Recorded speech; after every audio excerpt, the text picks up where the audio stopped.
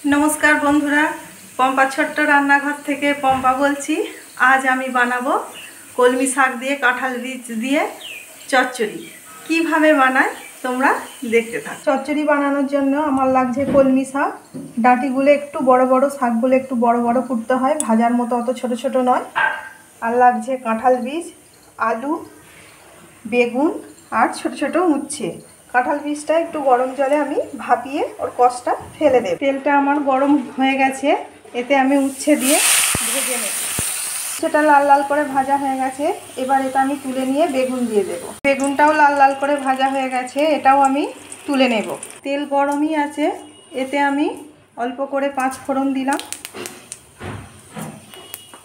ফোড়নে 5 ফোড়ন হয়ে গেছে, কুচনো আলুগুলো আমি দিয়ে দিচ্ছি। এবার আলুটাকে আমি লাল লাল করে ভেজে নেব। আলুটা লাল লাল করে ভাজা হয়ে গেছে, এবার কাঁঠাল বীজগুলো আমি কেটে দিয়ে দেব। আর দিয়ে দেব কুচনো শাকটা।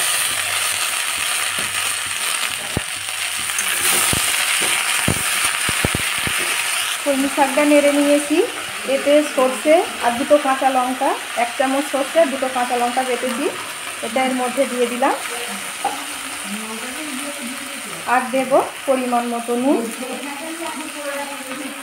আর অল্প করে ওই জারটাকে ধুয়ে আমি জল দিয়ে ঢাকা দিয়ে দেব। আর দেব অল্প করে হলুদ। চচ্চড়িটা সেদ্ধ হয়ে এসেছে, এতে আমি অল্প করে চিনি দিলাম।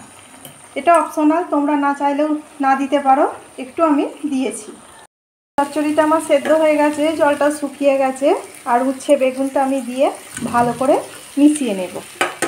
মিশিয়ে নিলেই আমার হয়ে যাবে চচ্চড়ি। হয়ে গেছে, নামানোর আগে অল্প করে একটু সরষের তেল দিয়ে আমি নামিয়ে নেব।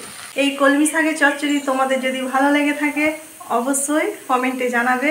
ফেসবুক থেকে দেখলে লাইক, ফলো, শেয়ার করে দেবে। ইউটিউব থেকে দেখলে সাবস্ক্রাইব করে দেবে চ্যানেলটিকে।